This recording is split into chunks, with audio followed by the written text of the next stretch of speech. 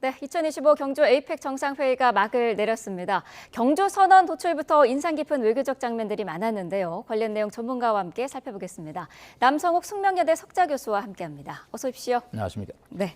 자, 먼저 이번 경주 에이펙 정상회의 전반적인 평부터 해주신다면요? 네, 뭐 교수로서 학생에게 학점을 줄 때 고민하는데 네. A 학점을 주고 싶습니다. 다만 A 플러스 왜 아니냐고 물어보면 네. 약간의 2% 부족. 그것은 뭐 한중 정상회담, 한미 정상회담의 공동 선언, 공동 성명, 뭐 기자 보도문 이런 것이 조금 부족한 것이 네. A 플러스를 주는데 다소 걸림돌이었다고 봅니다. 네, 그러면 전반적으로 좋았던 점을 어떤 걸로 좀 네, 일단은 보시나요? 이제 이재명 대통령 취임 후에 첫 외교 슈퍼였고 했는데 네. 뭐 우리가 의장국으로서 전반적인 역할을 다 했고 또 21개 정상 또 국제기구 담당자들과 회담을 하면서 한국의 국격과 위상을 전 세계에 또 과시했고요. 네. 또 주요한 게 CEO 서밋에 왔던 젠슨 왕 엔비디아가 26만 개의 칩을 GPU 칩을 이제 주겠다고 그러는데 네. 어떤 분이 저보고 그래요. 그거 그냥 주는 겁니까? 그래서 절대 그냥 주는 거 아니고 네. 14조 원어치입니다. 그래도 돈 주고도 살 수 없는 건데 한국의 제공으로서 한국 AI 산업이 전 세계 3대국, 즉 미국, 중국 다음에 한국으로 부상할 수 있는 그런 측면이 이번 에이펙의 큰 성과라고 볼 수 있겠습니다. 네, 에이펙 폐막하면서 경주선언이 채택이 됐는데 뭐 만장일치로 채택된 건 의미가 있습니다만은 자유무역이라든지 WTO 지지 내용은 또 빠졌더라고요. 어떻게 봐야 될까요? 네, 다자무역과 보호무역의 키워드가 충돌했던 경주선언입니다. 트럼프 대통령은 취임하면서 중국이 막강한 영향력으로 경제적 이득을 취하고 있는 WTO, 세계무역기구를 탈퇴하겠다라는 발언을 했습니다. 네. 그렇기 때문에 WTO, 자유무역 선언을 굉장히 싫어하죠.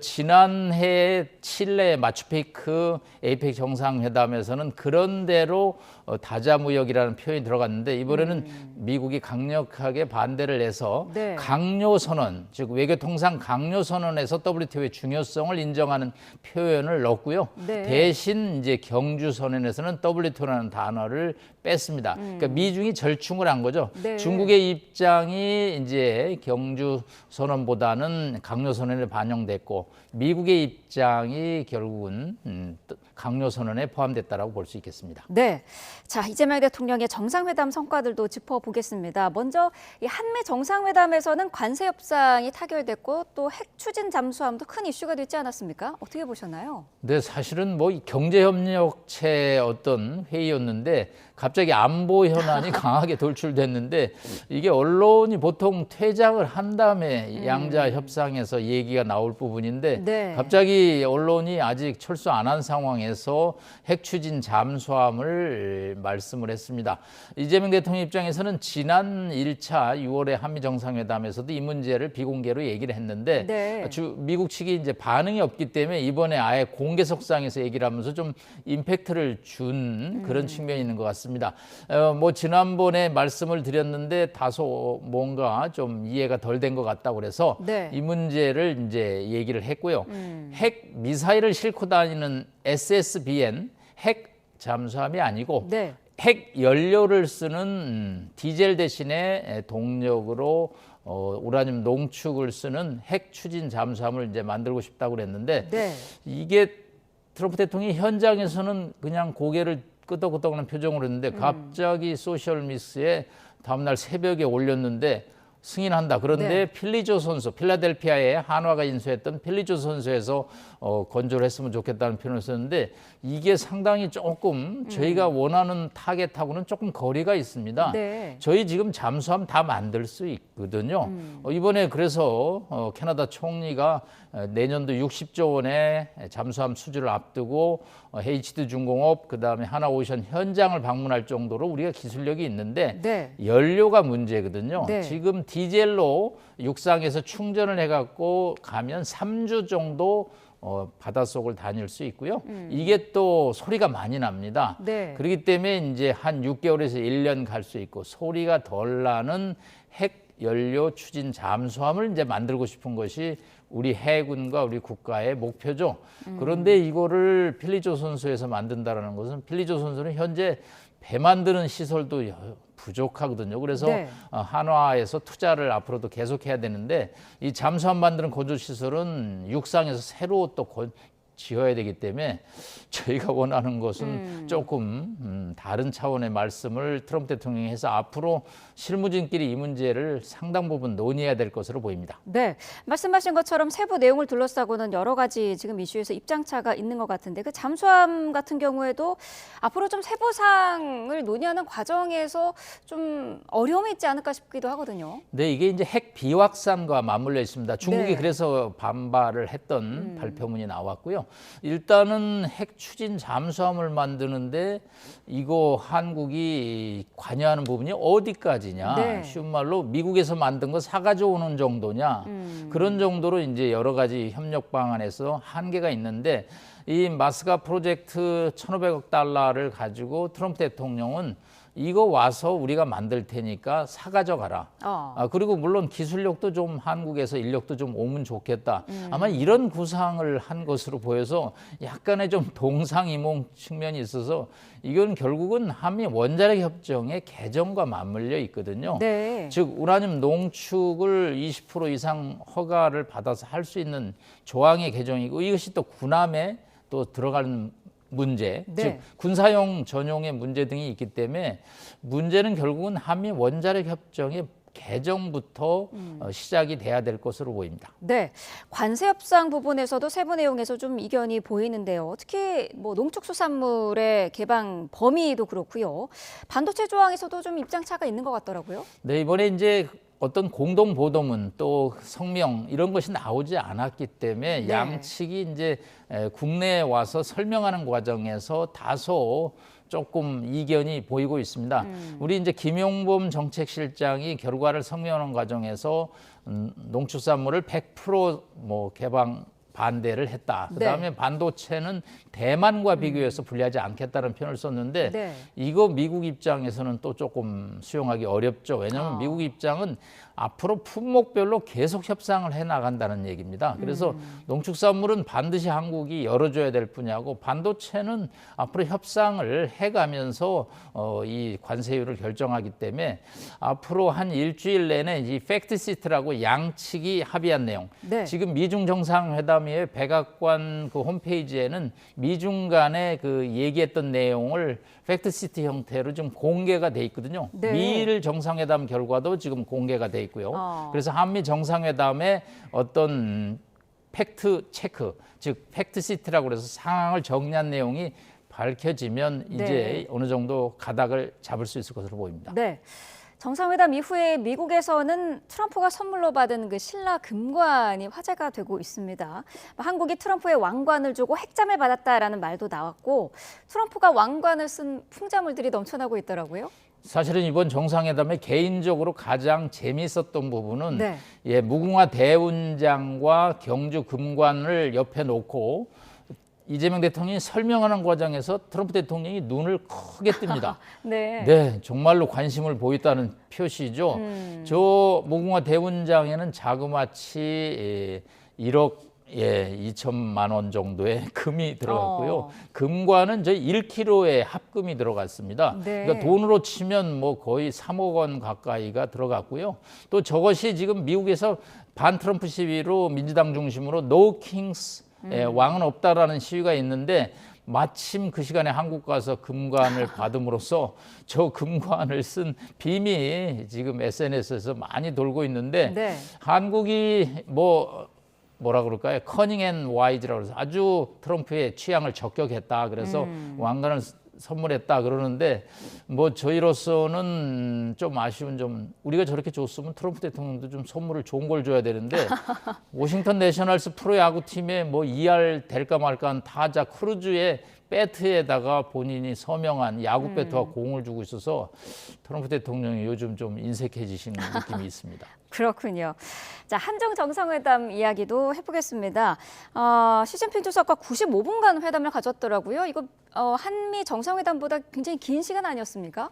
네, 사실은 이제 한미 정상회담은 관세 협상 타결이었기 때문에 그리고 사전에 이제 합의가 됐기 때문에 네. 사실은 뭐 내용을 아주 길게 갈 거는 없고요. 다만 시진핑 주석은 11년 만에 한국을 방문하다 보니까 우리로서는 할 얘기가 많죠.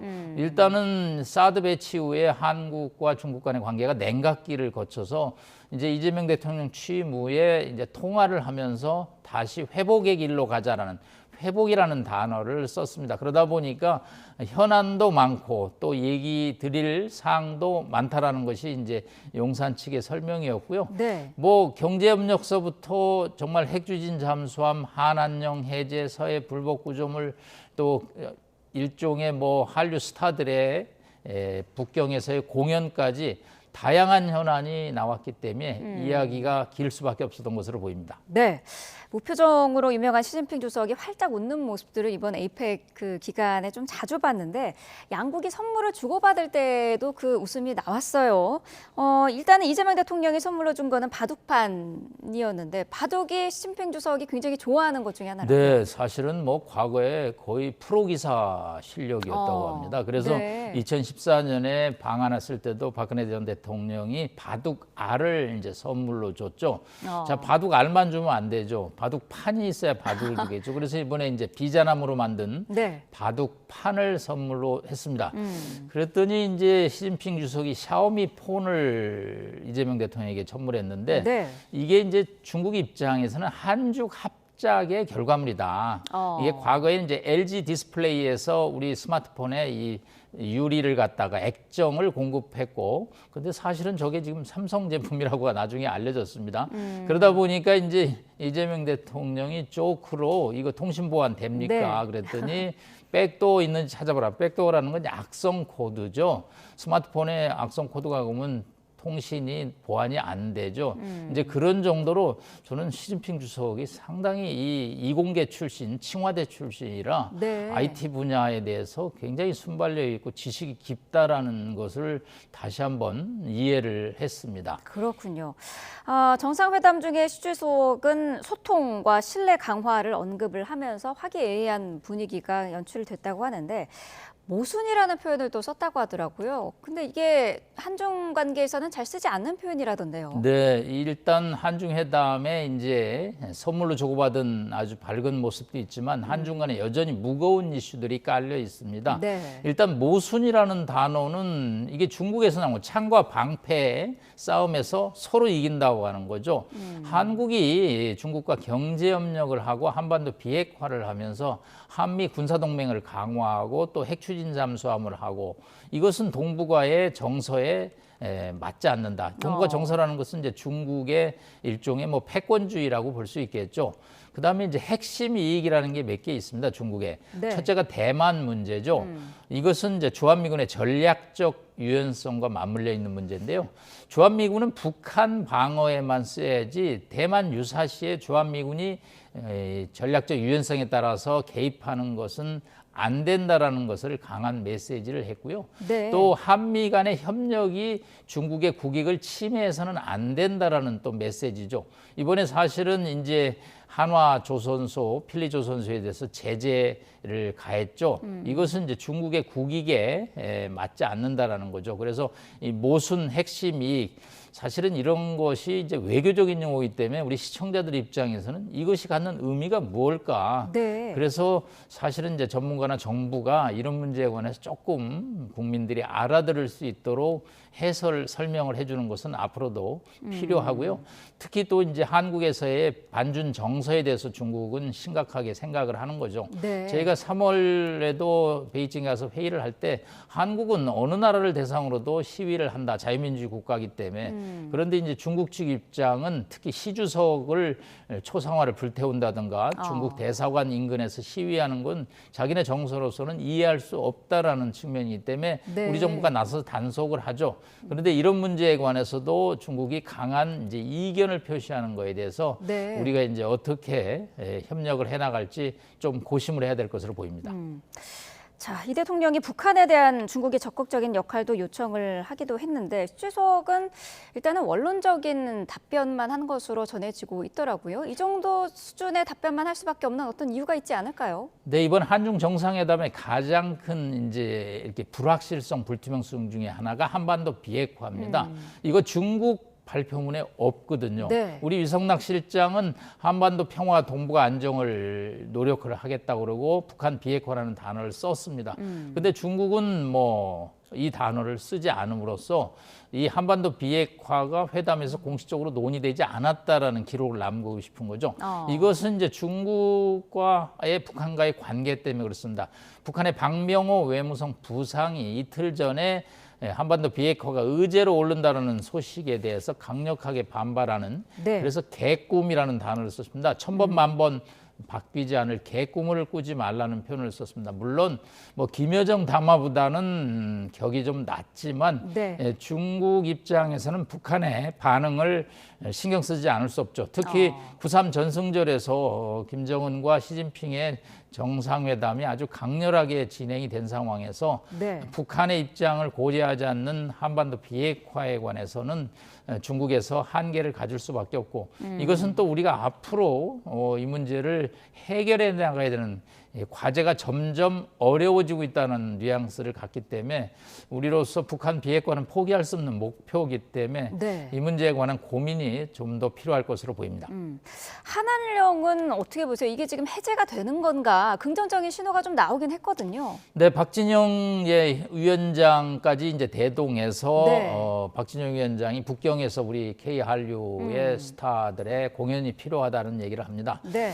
저희가 북경에 가서 얘기를 나누면 이 K 한류라든가 한한령에 대해서 중국의 입장이 굉장히 좀 강합니다. 사실은 이 K 한류에 대해서 거부감이 좀 있는 것 같습니다. 이 사회주의의 단합을 중시하는데 자본주의의 약간의 뭐 외래 태폐 문화라는 표현까지 쓰고 있습니다. 제가 이런 표현을 중국 친구들한테 했습니다. 경쟁력을 강화하기 위해서는, 즉 중국 문화의 경쟁력을 강화하기 위해서는 네. 한류를 도입해서 공연을 하는 것이 좋다. 우리도 이렇게 해서 미국 할리우드에 진출했다는 표현을 썼는데 중국은 사회주의 국가이기 때문에 저런 문화에 들어오는 거에서 강한 거부감을 가지고 있어서 아마 뭐 일회성으로 박진영 위원장의 얘기로 한두 번은 회담이 뭐 공연이 있을 수 있지만 네. 우리가 원하는 중국 전체 뭐 순회 공연이라든가 이런 것은 여전히 앞으로 시간이 좀 필요할 것으로 보입니다. 네. 한중 정상회담에 대해서 뭐 합의문이라든지 공동성명은 이번에 없었지 않습니까? 이거는 어떻게 봐야 될까요? 네, 이게 우리의 이제 어려운 점이죠. 뭐 7건의 MOU로 이제 대체를 했습니다. 네. 전체적으로 민생 중심으로 AI 협력, 뭐 서로 젊은 층 간의 교류 협력을 했던 것이죠. 네. 저는 이 MOU를 체결하는 것을 보고 공동 성명은 안 나오겠구나 이렇게 생각을 했습니다. 왜냐하면 양측이 절충을 한 거죠. 왜냐하면 한중 간에 지금 이제 관계 회복의 시작인데 중국이 한국 측의 입장을 반영하는 공동성명. 예를 들어서 한반도 비핵화하는 단어를 늦찬이 중국이 싫어하고 안 네. 늦찬이 한국이 싫어하고 이럴 때는 그냥 없는 것이 좋고 각 분야별로 7건의 MOU를 체결하는 것으로 대체하기 때문에 한중 관계에는 앞으로 이제 갈 길이 좀 있습니다. 특히 이제 내년에 아마 11월에 중국 선전에서 APEC이 열리면 가고요. 또 5월, 6월 중에는 한중일 정상회담이 있어서 중국을 방문하기 때문에 네. 계속적으로 논의가 필요하고 또 우리 아마 유성락 실장이나 외교부 장관이 조만간 금년 안에 베이징을 방문해서 고위급 회담을 통해서 이번 정상회담에서 논의한 내용들을 좀 더 진전시키는 협의를 할 것으로 예상이 됩니다. 네. 어제 이재명 대통령이 SNS에 이 한중 정상회담과 관련해서 올린 글을 보면은 시 주석이 초대의 뜻을 밝혔고 조만간 중국에서 만날 가능성도 있다라는 부분이 언급이 있었거든요. 어떻게 보세요? 가능성 있을까요? 네, 일단 트럼프 대통령이 4월에 이제 방중을 하게 됩니다. 그렇기 때문에 이제 이재명 대통령이 방중을 금년 안에 할 것이냐 또 내년에 언제 할 것이냐인데 저는 금년보다는 내년 5, 6월로 예정된 한중일 정상회담 그다음에 11월에 선전에서 열린 APEC 정상회담을 가야 되지 않겠나. 왜냐하면 만난 지 이렇게 정상들이 바쁘시기 때문에 또 정상들이 만나기 위해서는 사전에 조율이 중요하거든요. 네. 정상회담은 일종의 세레모니입니다. 합의된 내용을 발표하는 자리이기 때문에 거기서 만나서 허심탄회하게 얘기한다고 문제가 풀어지는 것은 외교를 조금 이해하는 데 어려움이 있죠. 그렇기 때문에 뭐 빠른 시간 내에 아마 고위급이라고 그랬으니까 저는 유성락 안보실장이나 조현 외교부 장관이 방중을 하는 것으로 이해를 하고 있습니다. 네. 자, 한일 내용도 좀 살펴보겠습니다. 일본 언론에서는 지금 다카이치 총리의 첫 외교 무대가 집중 조명을 받고 있는데 굉장히 성공적이라는 평을 하고 있는 것 같아요. 좀 보니까 특유의 밝은 표정도 눈에 띄고 친화력이 굉장히 좋은 것 같은데 어떻게 보셨나요? 네, 뭐 이시바 총리하고 대비가 바로 됩니다. 이시바 총리 조금 슬로우 템포인데 역시 이 다카이치 총리가 좀 140년 만에 일본 의정사상 첫 총리거든요. 그러다 보니까 아베 총리의 뭐 후계자임을 계승을 하고 있다라는데 표정이 굉장히 적극적이고 밝습니다. 네. 대학 때 헤비메탈을 하셨고요. 뭐 심지어 뭐 여러 가지 오토바이도 타신다고 그러고 그래서 이재명 대통령이 본인의 꿈을 이미 다카이치 총리가 다 하셨다라는 표현 정도로 액티브하고 적극적인 분이신데 네. 이번에 정상회담에서 인상적인 것은 뭐 의전이지만 한국 태극기 앞에 목례를 취하는 예의를 하는 것은 여러 가지 개인적인 뭐 행동이셨다고 그러더라고요. 그런데 네. 우리로서는 뭐 긍정적이고요.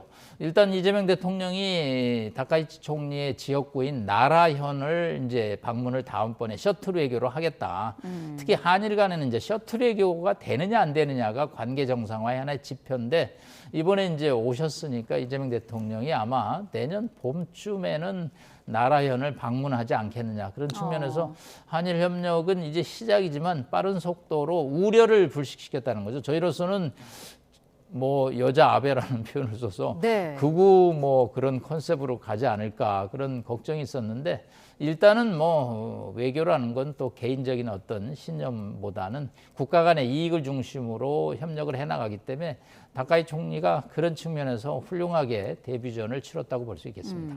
사실 뭐 그 이전에 그 야스쿠니 신사 참배도 했었고요. 강경 보수로 분류가 되기 때문에 외교와는 다르게 또 국내에서는 지지자들을 위한 그런 신념을 계속 이어가지 않을까 싶기도 하는데요. 네, 국제 정치하고 국내 정치가 똑같을 수는 없죠. 뭐 자국민을 대상으로 하는 또 정치하고 국제 무대에서 협력을 위한 것은 조금 차이가 있습니다만 네. 그래도 다카이치 총리가 이제 극우라는 기본 원류 속에서 유연성을 발휘해서 특히 한일 관계가 악화돼서 좋을 거는 없다라는 거죠.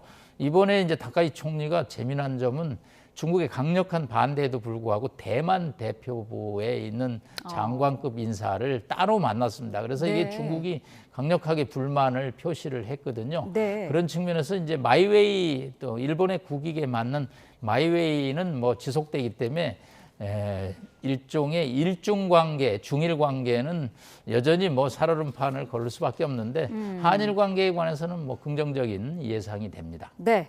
자, 이재명 대통령은 여러 아세안 국가들과도 정상회담을 가졌는데 사실 최근에 미중 패권 경쟁이 굉장히 극심한 그런 상황이어서 아세안 국가들과의 협력도 굉장히 중요해지지 않았습니까? 네, 그렇습니다. 그래서 이재명 대통령이 말레이시아 쿠알라룸푸르에서는 아세안에 참석을 했죠. 네. 굉장히 짧은 일정이지만 일단 우리가 아세안에 대한 관심을 표명했고요.